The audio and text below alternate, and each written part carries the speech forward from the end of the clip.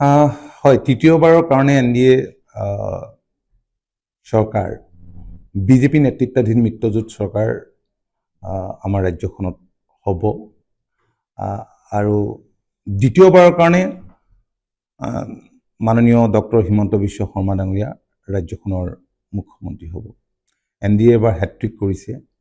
কাইলৈ দিনটো স্বাভাৱিকতে এটা বিশেষ দিন, এটা স্মৰণীয় দিন আৰু খুব ৰাজহুৱাভাৱেই কাইলৈ শপত গ্ৰহণ অনুষ্ঠান হ'ব। এই কথাটো আপোনালোকে সকলোৱে গম পাইছে যে দেশৰ মাননীয় প্ৰধানমন্ত্ৰী, গৃহমন্ত্ৰী, ডিফেন্স মিনিষ্টাৰকে ধৰি ভাৰতীয় জনতা পাৰ্টীৰ ৰাষ্ট্ৰীয় সভাপতি, ভাৰতীয় জনতা পাৰ্টীৰ বহু নেতা, কেন্দ্ৰীয় মন্ত্ৰী, মুখ্যমন্ত্ৰী, উপ মুখ্যমন্ত্ৰী আৰু বহু গণ্যমান্য ব্যক্তি কালিৰ অনুষ্ঠানটোত উপস্থিত থকাৰ লগতে আমাৰ কেওটা দলৰ তৃণমূল পৰ্যায়ৰ কৰ্মকৰ্তাসকলো কাইলৈ উপস্থিত থাকিব। এইটো আটাইতকৈ মই ভাবোঁ যে এটা ভাল লগা মুহূৰ্ত হ'ব আৰু এনেকুৱা ধৰণৰ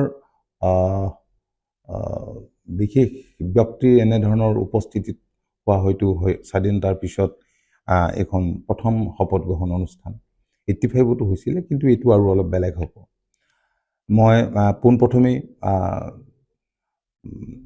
মাননীয় ডক্টৰ হিমন্ত বিশ্ব শৰ্মা ডাঙৰীয়াক অভিনন্দন জনাইছোঁ। তেখেতক বিজেপি বিধায়িনী দলে নেতা নিৰ্বাচিত কৰাৰ পিছতেই কেওটা মিত্ৰ দলে তেখেতক সমৰ্থন জনালে। অৱশ্যে অসম গণ পৰিষদ দলে বিধায়িনী দলৰ বৈঠকতেই 6 মে তাৰিখে সিদ্ধান্ত গ্ৰহণ কৰিছিল। সিদ্ধান্ত মানে তেখেতৰ নাম, ডক্টৰ শৰ্মা ডাঙৰীয়াৰ নাম প্ৰস্তাৱ কৰিছিল আৰু সেই প্ৰস্তাৱ আগতীয়াকৈ প্ৰেৰণ কৰা হৈছিল।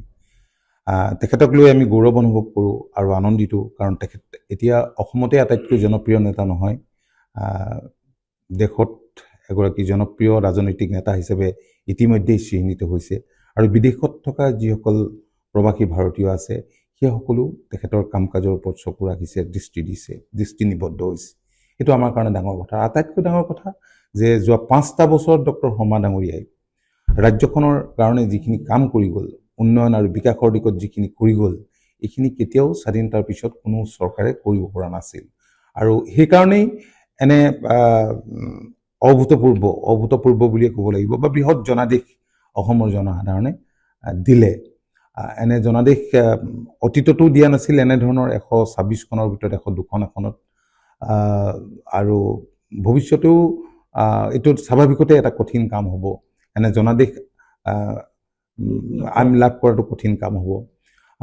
যোৱা দিনবিলাকত ৰাজ্যখনক যিটো পৰ্যায়লৈ লৈ গ'ল উন্নয়নৰ দিশত, মই ভাবোঁ যে এই 5টা বছৰত যিহেতু এনে জনাদেশে ডক্টৰ শৰ্মা ডাঙৰীয়াক আৰু আমাৰ সকলোকে আমাক সাহস দিছে, শক্তি দিছে, আৰু মই ভাবোঁ এই শক্তি আৰু সাহস আৰু ভগৱানৰ আশীৰ্বাদ লৈ আমি এইবাৰ ৰাজ্যখনৰ হিতৰ বাবে, কল্যাণৰ কাৰণে, সৰ্বাংগীন বিকাশৰ কাৰণে আমি মাননীয় মুখ্যমন্ত্ৰীগৰাকীৰ নেতৃত্ব সকলোৱে কাম কৰিবই লাগিব। ইয়াৰ বিকল্প নাই, কাৰণ ৰাজ্যখনৰ জনসাধাৰণৰ এক্সপেক্টেশ্যনটো এইবাৰ বহুত বেছি হ'ব।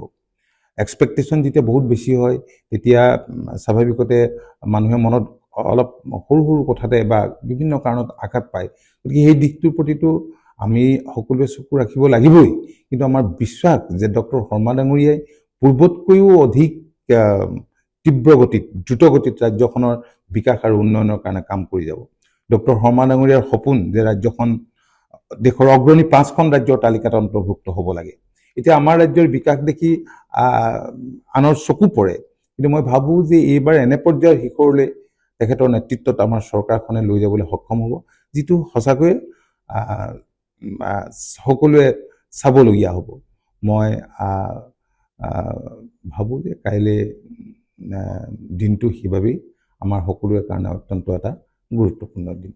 সমষ্টিৰ পৰা কিমান মান মানুহ? সমষ্টিৰ পৰাতো মই যি গম পাইছোঁ 1300মান আহিব বুলি কৈছে, কিন্তু মই ভাবোঁ যে 1500তকৈ বেছি লোকে আহিবলৈ সকলো আগ্ৰহী আৰু উৎসুক।